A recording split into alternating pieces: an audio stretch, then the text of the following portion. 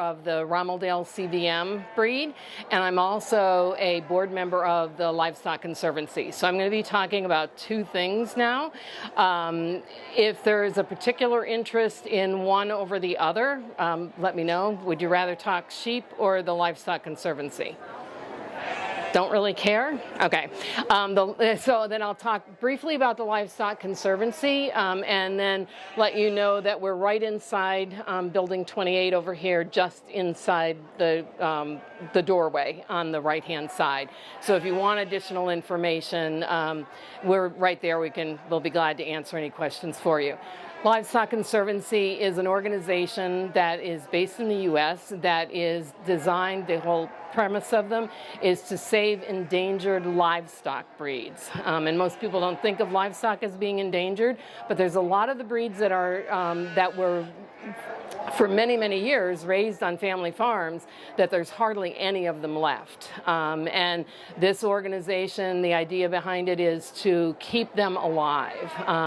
So they encourage breeders to use those and keep them purebred.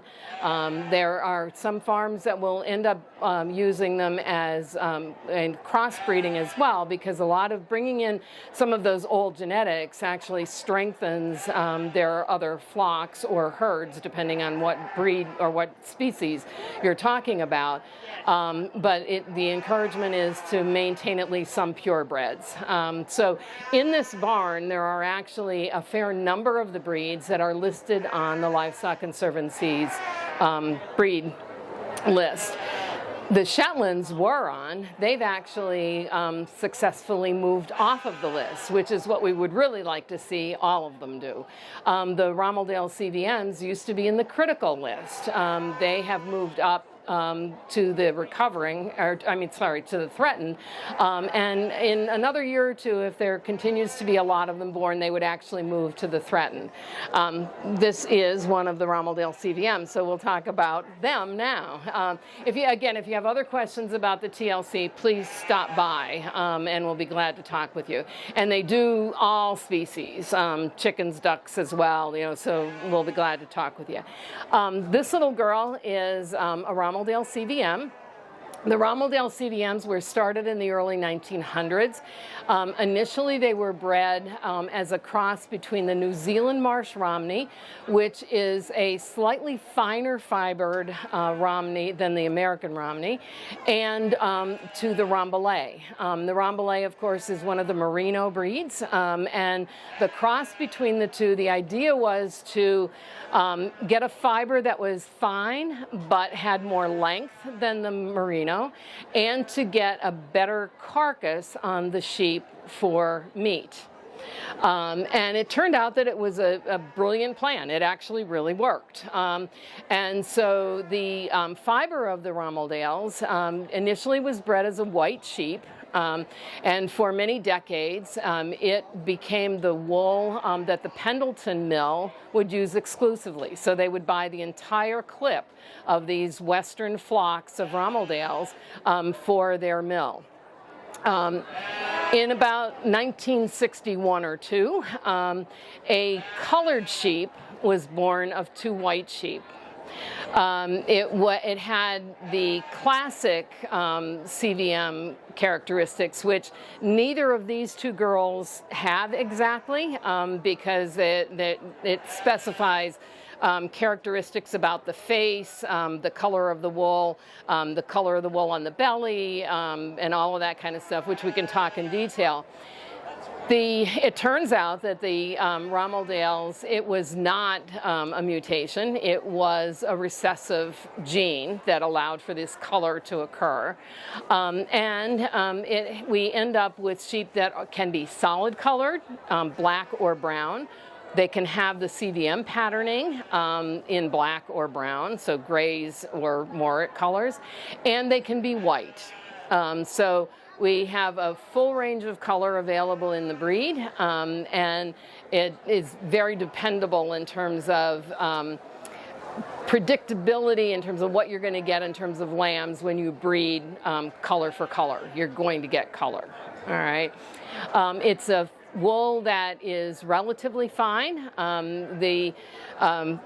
the breed standard for the micron count is 20 to 25. So it is in the fine, but crosses into the medium. It is a very, very crimpy fiber, so it has lots of elasticity, so to speak. So if you want a sweater that holds its shape, use CVM. It is just fantastic from that standpoint. As you can see, they're really quite friendly. So, yeah, you'll be glad, feel free to come up and pet her and all of that kind of stuff. You know, she won't mind at all. Any questions at all? Do you have a question? No? Okay, I'm sorry. The wrong one?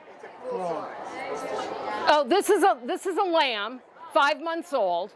So thank you for, that's a good, I forgot to tell you about the size of these things. The girls normally go in the, say, somewhere between 140 and 160 is our average. We have a few girls that go like 180, but that's, you know, not real common. Our boys, usually between 200 and 220 at full age, you know, fully grown. Takes about 3 years for them to get to their full mature size. Like many of these heritage breeds, they do not grow real fast.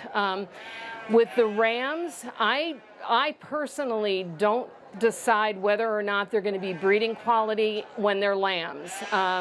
I tend to wait until they're about 18 months old, because by then I get a much better sense for what their actual structure and size is going to be. Some of the lambs look great when they just are weaning weights, and then they peter off their growth, and then all of a sudden they'll have another growth spurt.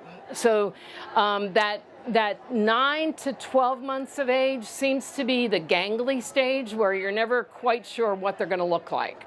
And so, you know, I tend to wait a little bit longer. Not everybody can do that. If you're not going to be able to do that, I suggest keeping at least 2 or 3 rams from each ram that was used as a sire.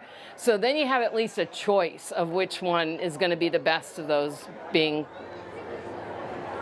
All right, other questions? All right.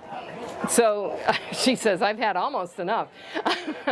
So if there's no other questions, we'll let you guys go wander around some more. And again, if you want more information on the Livestock Conservancy, just stop in and I'll be glad to answer some questions.